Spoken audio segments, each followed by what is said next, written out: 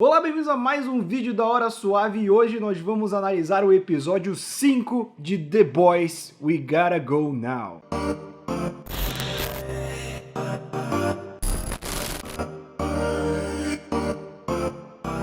Começando a nossa análise do episódio dessa semana, já com um nome que tem muitas referências, assim como os nomes anteriores dos episódios, ele se refere mais precisamente ao volume 4, que tem esse mesmo nome. Aqui no Brasil ficou com Hora de Partir, né, volume 4, publicado pela Devir. E algumas referências desse encadernado podem ser interessantes para o desenvolvimento da trama da série, porque se você vê a capa, ele é meio que uma homenagem a Clube dos Cafajestes, né, filme aí com o John Belushi, de 1978, mas a trama do quadrinho não é tão interessante para a série, porque nesse arco o Hughie se infiltra nos G-Men, né, que é uma clara paródia aos X-Men, para descobrir certas coisas da equipe, como a VOT funciona e tal. Mas uma subtrama que acontece nesse arco é justamente ele descobrir sobre o faroleiro, né, o Lamplighter, que ele descobre a história do personagem, que eu já vou chegar lá porque a gente vai ter que comentar aqui, né. E aí o episódio também começa com claras alusões à Liga da Justiça. Não bastasse as cenas filmadas com um filtro escuraço para sacanear o Zack Snyder, a gente ainda tem um diálogo entre a Queen Maeve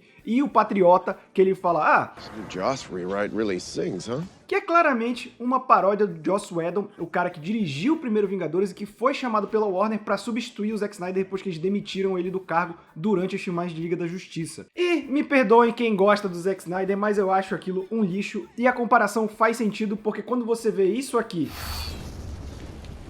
e aí você compara com cores aqui, But I'm also a big fan of justice.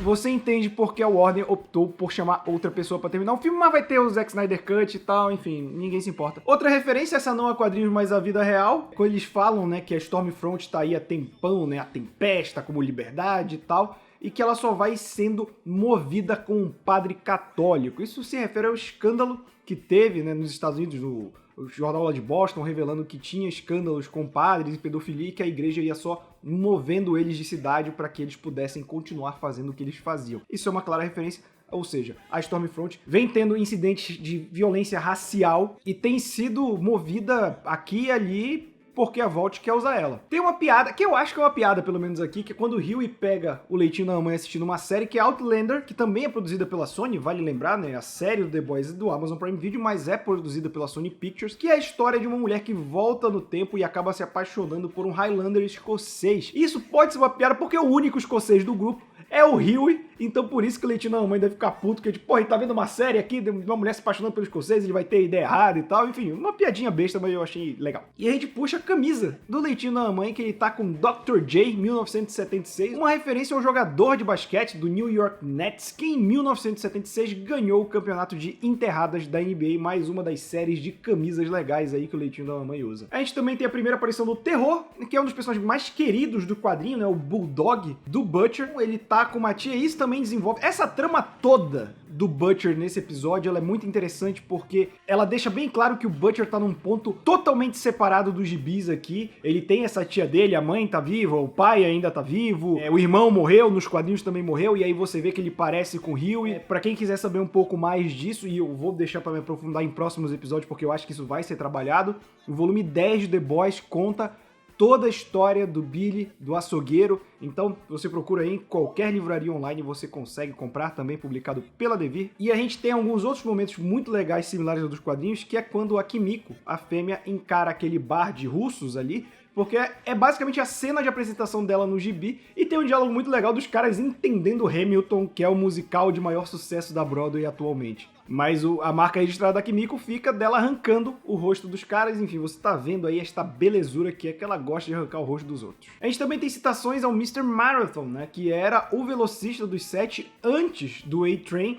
porque ele morreu, como eu falei em episódios anteriores, na questão do avião que acabou caindo na ponte do Brooklyn. Aquela missão foi muito ruim pros 7 e eu vou já explicar por quê. A gente tem a Tempesta ligando pro faroleiro, ele aparentemente tá no hospital, uma casa de repouso, e aí tem um diálogo do tipo, o que eu vou fazer? Ele só tem 17 anos, e ela fala, ninguém chega a lugar nenhum sem sacrifícios, e ele, tá, o moleque é o herói, ele parece estar incomodado com isso, então a gente tem que voltar pros quadrinhos pra tentar entender um pouco. Eu realmente não sei dizer quem eles estão guardando, eu não acho que seja filho de ninguém, porque O leitinho da mamãe tem uma filha, não é um garoto. As netas da Mallory já foram mortas pelo próprio faroleiro. O Butcher não tem filho, o Hughie não tem filho, a Kimiko não tem, o francês não tem. Então isso é uma teoria completamente minha, eu não vi na internet nem nada, mas nos quadrinhos o que acontece? E lá vamos nós! Ele falha durante o ato do 11 de setembro que cai na ponte do Brooklyn. E aí ele quase morre e tudo mais. E ele vai ser aposentado por conta disso. Os The Boys originais, com a formação do Mallory, tendem a chantagear os 7, falando que eles podem divulgar o que aconteceu realmente naquele dia e tal. E o faroleiro se sente humilhado por isso. Ele vai contra os 7, que meio que se posicionam em não tomar partido contra os rapazes. E aí ele mata os netos do Mallory nos quadrinhos, na série da Mallory. E aí, pra evitar com que os The Boys caiam matando e façam um estrago para as relações públicas dos 7, o Capitão Pátria oferece o faroleiro para os rapazes matarem e ficar uma trégua. Matamos 2 de vocês, vocês matam um dos nossos e fica por aqui. Ele é espancado pela Kimiko e pelo francês e morto pelo próprio Mallory. Ele depois é revivido pela Vought usando um composto V, só que ele volta num estado quase vegetativo, ele não consegue formular palavras, ele se defeca sozinho e acaba dando o plano errado. Talvez a Vought pensando que o composto V pudesse trazer pessoas da morte naturalmente, o que não aconteceu. Então aqui vai minha teoria. Pode ser que o garoto seja o irmão da Kimiko, pode ser muito novo para 17 anos. Então, como ele tem poderes, pode ser que a Vought tenha optado por ressuscitar ele para usar em algum momento e ele tenha ficado nesse estado vegetativo, o que faz sentido do faroleiro estar numa casa de repouso, já que aquilo tem cara mais de lugar para idosos e pessoas com deficiência cognitiva. Então não faria sentido um rapaz de 17 anos estar ali. Essa é minha teoria, não baseei em nada, como eu falei. Pode ser que ele não tenha 17 anos, eu acho que não tem, mas foi a única coisa que me veio à mente. Se você tiver uma teoria, coloca aí embaixo. E a gente também tem a noção de que quem fez tudo isso por trás dos panos é o Stan Edgar, que nesse episódio fica bem claro. Ele tá vendo que o Black Noir tá indo atrás do Butcher e ele tá trocando e-mails com a Tempesta sobre o faroleiro. Então, se a gente achava que a Stillwell mexia as cordinhas, é claro que o personagem do Juan Carlos Esposito mexe muito mais. E a gente vai ver esse desenrolar mais pra frente, já que a gente encerra a série, esse episódio, com 2 cenas envolvendo fodas, que é basicamente o Butcher falando pro terror Fuck it. que é uma das ordens mais legais do quadrinho, que ele conquista o Rio pro The Boys fazendo o terror enrabar um cachorro menor. E com a cena de sexo super-heróico entre a Tempesta e o Capitão Pátria, que eu acho que ele vai dar uma amenizada agora, que a gente sabe que esse rapaz tava precisando dar uma foda. Então talvez ele dê uma quietada, agora foi legal essa cena. Mas essas são minhas teorias e referências que vi aí nesse episódio. Espero que você tenha gostado. Se notou alguma coisa que a gente não viu, coloca aqui embaixo, compartilha com todos os seus amigos e lembra que a gente tem vídeo aqui quase todo dia. Então até a próxima.